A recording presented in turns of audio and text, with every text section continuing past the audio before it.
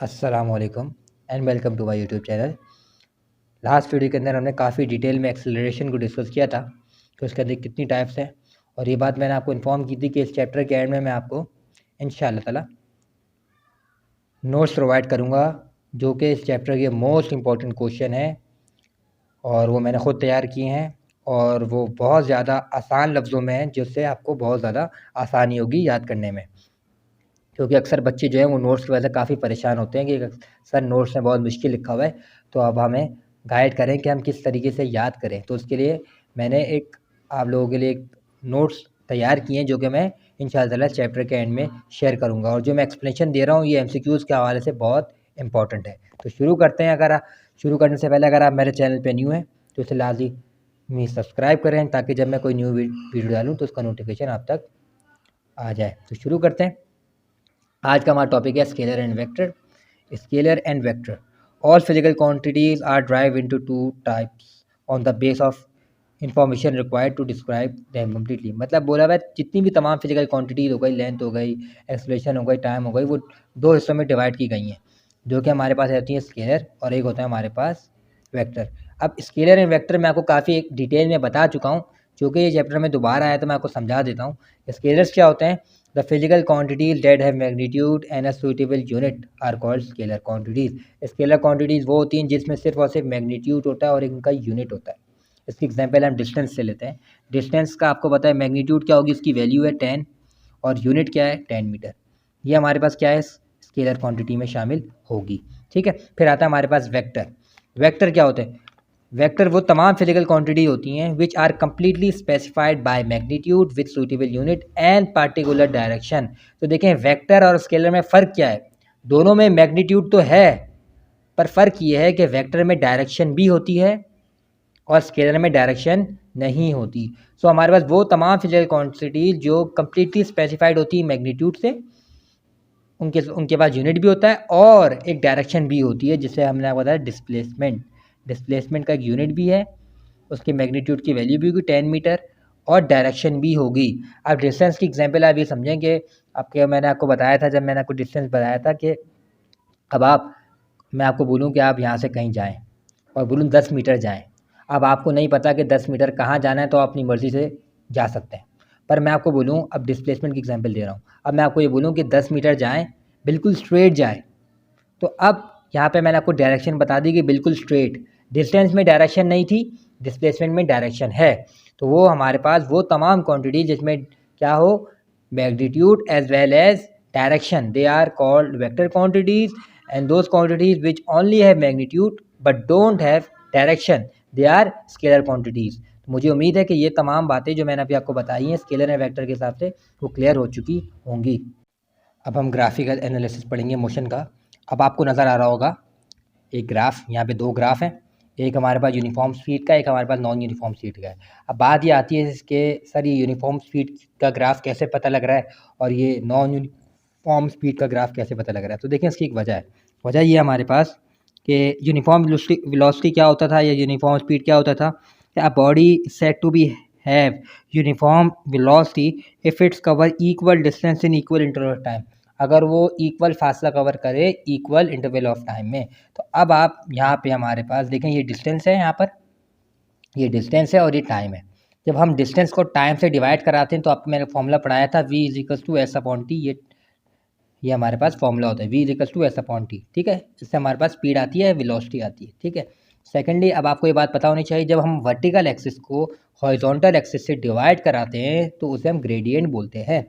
तो अब आप किसी भी पॉइंट पे निकाल लें, जैसे कि हम ये कह लेते हैं कि हमारे पास टाइम हमारे पास 3 सेकंड है। ठीक है, और 3 सेकंड पे क्या फासला कवर कर रही है, ज़रा आप देखें 3 सेकंड पे क्या फासला कवर कर रही है, 15 कवर कर रही है। तो 15 को डिवाइड करें, 3 1 ज़ा 3 5 ज़ा, तो क्या स्पीड आ गई 5। अब आप किसी और पॉइंट पे निकाल लें, चलें 5 पे निकाल लेते हैं हम, टाइम को 5 रख देते हैं और 5 पे कितनी कवर कर रही है, 25 कवर कर रही है। तो आप देख सकते हैं, आप जिस टाइम पे भी निकालें हमारे पास जो वेलोसिटी है वो क्या आ रही है, कांस्टेंट आ रही है। तो हम ये हमारे पास ग्राफ क्या शो कर रहा है, यूनिफॉर्म स्पीड का ग्राफ शो कर रहा है कि हम किसी भी पॉइंट पे निकाल लें, इसका मतलब ये है कि हर इंटरवल ऑफ टाइम पे जो बॉडी है वो इक्वल डिस्टेंस कवर कर रही है। दैट्स वाई ये हमारे पास जो ग्राफ है ये यूनिफॉर्म स्पीड के ग्राफ को रिप्रेजेंट कर रहा है। ये ग्राफ हमें ये शो कर रहा है कि हमारे पास इक्वल इंटरवल ऑफ टाइम पे इक्वल डिस्टेंस कवर हो रहा है। तो ये ग्राफ हमें क्या, ये किसका ग्राफ है, यूनिफॉर्म स्पीड का। अब यहाँ पे क्या है, अब यहाँ पे हमारे पास अनइक्वल डिस्टेंस कवर किया जा रहा है अनइक्वल टाइम में, ठीक है। हमारे पास एक इक्वल, हमारे पास एक इंटरवल ऑफ टाइम है, उसमें अनइक्वल डिस्टेंस कवर किया जा रहा है। जैसे कि यहाँ पे हमारे पास 3 मीटर कवर किया जा रहा है, यहाँ पे हमारे पास 9, यहाँ पे हमारे पास 12।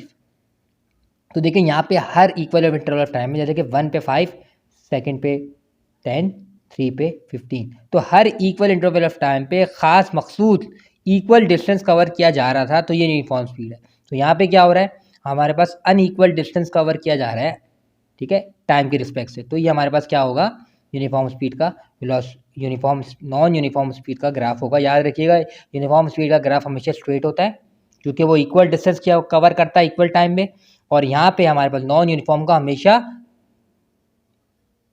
हम ये कहेंगे इक्वल, हमारे पास स्ट्रेट लाइन रिप्रेजेंट नहीं करती, ठीक है। नॉन यूनिफॉर्म स्पीड में एक स्ट्रेट लाइन हमें नज़र नहीं आती।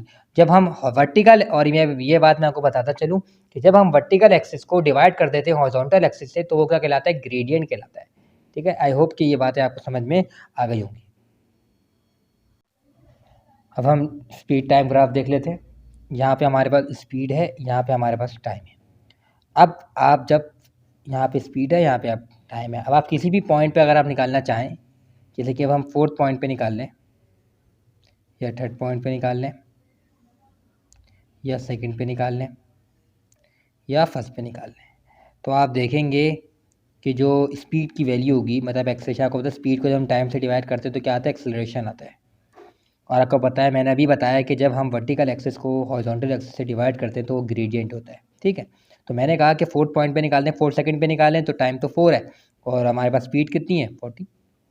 4 1 ज़ा 4 10 ज़ा 40, तो ए की वैल्यू कितनी आ गई, 10 मीटर पर सेकंड स्क्वायर एट 4 सेकंड। मैं बोलूँ टाइम 2 पे निकालें, तो आप क्या करेंगे, 2 नीचे आ जाएगा, कितना कवर कर रहा है, 20, 2 1 ज़ा 2 टाइम्स ज़ा।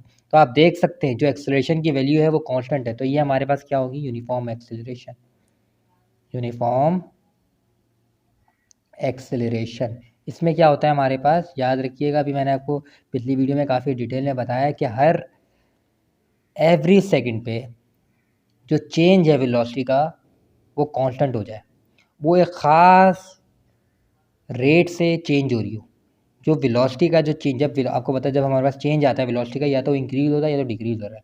तो जो इंक्रीज़ हो रहा है या डिक्रीज़ हो रहा है, वो जो चेंज की वैल्यू है वो हर सेकंड के हिसाब से क्या हो, फिक्स हो जाए।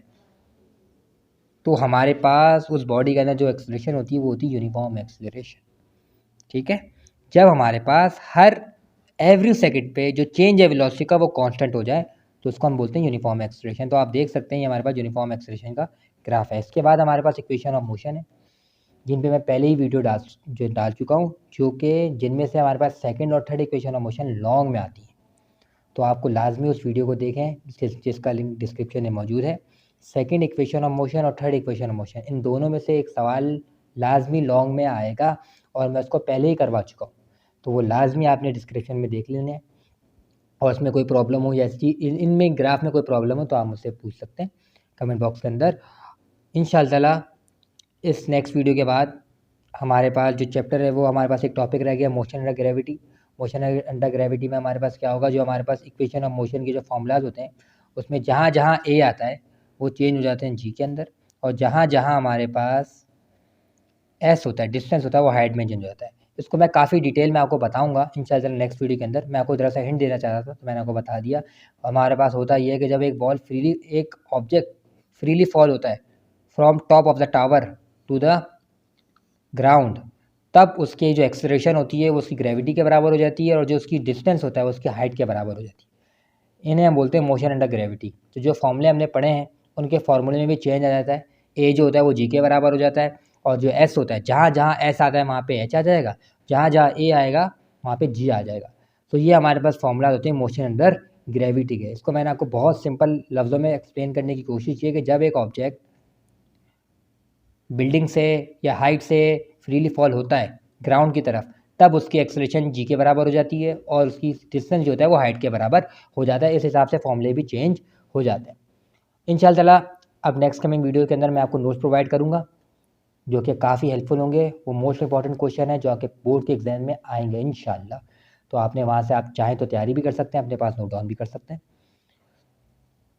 और अगर आपको कोई क्वेरीज़ है इस हवाले से, नोट्स के हवाले से या कुछ भी, तो आप मुझसे कमेंट बॉक्स में पूछ सकते हैं।